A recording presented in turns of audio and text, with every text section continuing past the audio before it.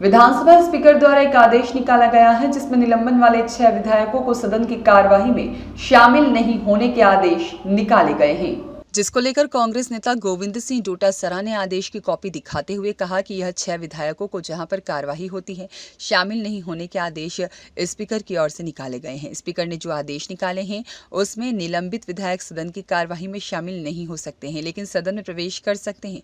लेकिन विधायकों को सदन में ही प्रवेश नहीं करने दिया जा रहा है। अगर जरूरत पड़ी तो विपक्ष स्पीकर के खिलाफ अविश्वास लाने की भी सोच सकता है। भाजपा लोकसभा हो या फिर राज्यसभा, हर जगह गांधी परिवार पर टिप्पणी करने का काम करती है।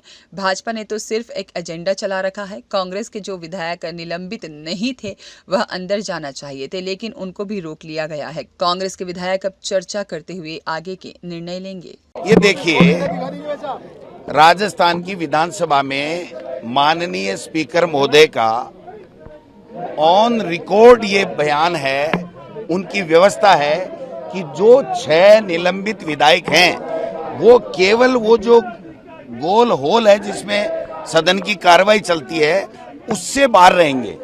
ये ऑन रिकॉर्ड है। और जो आदेश आया है वो उनके उस आदेश के विपरीत आदेश आया है कि वो पूरे परिसर में ही प्रवेश नहीं करेंगे, जबकि उनको जो व्यवस्था देनी होती है उसमें ये देना होता है कि जो निलंबित विधायक हैं उनको विधानसभा परिसर से बाहर किया जाए और जब तक उनका निलंबन रद्द नहीं हो तब तक वो विधानसभा परिसर में प्रवेश नहीं करें। अगर ऐसा आदेश होता तो ये सही था, लेकिन ये आदेश ऐसा नहीं है। जो स्पीकर ने व्यवस्था दी थी उसके विरुद्ध में है। इसके खिलाफ हम विशेषाधिकार हनन का जो कार्रवाई हमारा जो अधिकार है वो भी हम पेश करेंगे और आवश्यकता पड़ी तो ऐसे स्पीकर के खिलाफ भी हम लोग अविश्वास भी लाने के लिए सोच सकते हैं, जिसने अपनी व्यवस्था के खिलाफ सेक्रेटरी प्रमुख सचिव विधानसभा से ये आदेश निकलवाया। ऐसा क्यों किया है उन्होंने? वो सदन नहीं चलाना चाहते। वो जो उनकी परंपरा है, जो उनकी पार्टी का जो एजेंडा रहता है, चाहे लोकसभा में हो चाहे राज्यसभा में हो, सब में गांधी परिवार, इंदिरा गांधी, नेहरू जी, राहुल जी, प्रियंका जी, सोनिया गांधी या खड़गे साहब, इन सब के खिलाफ अनर्गल टिप्पणी करना, वो सदन में रखना, इनकी मानसिकता तोड़ो, इनको जो फ्रेश करने की कोशिश करो, क्योंकि ये नाथूराम गोडसे की विचारधारा को मानने वाले लोग हैं और हम महात्मा गांधी की विचारधारा को मानने वाले लोग हैं। आप बताइए, उनकी प्रोसीडिंग में देख लीजिए कि केवल हमने कहा था सब हम ना पक्ष में जाए कि नहीं, केवल कहीं भी जाओ लेकिन इस सदन के अंदर जहां विधानसभा कार्रवाई चल रही है इससे आप बाहर चले जाओ। इसके अलावा कोई प्रोसीडिंग में नहीं है और उस व्यवस्था के खिलाफ जाकर के ये आदेश दिया गया है।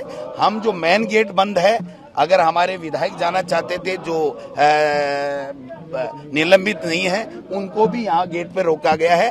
तो इसके लिए भी विधानसभा के सचिव के खिलाफ या डीजीपी के खिलाफ जो भी बनता है उस पे हम चर्चा करेंगे और उसके बाद में कोई निर्णय हमारे नेता टीकाराम जूली जी जो भी निर्णय लेंगे सबकी राय लेकर के उसके मुताबिक हम लोग आगे काम। ये तो खिलाफ है विधायक के अधिकार का कि विधानसभा 100% खिलाफ है। आप गेट बंद नहीं कर सकते। अगर ये यहाँ लगा दें कि सीढ़ी लगा दी हमने, आज की व्यवस्था ये कि सीढ़ियों से फटक करके जाओ गेट, तो क्या हम वो काम करेंगे?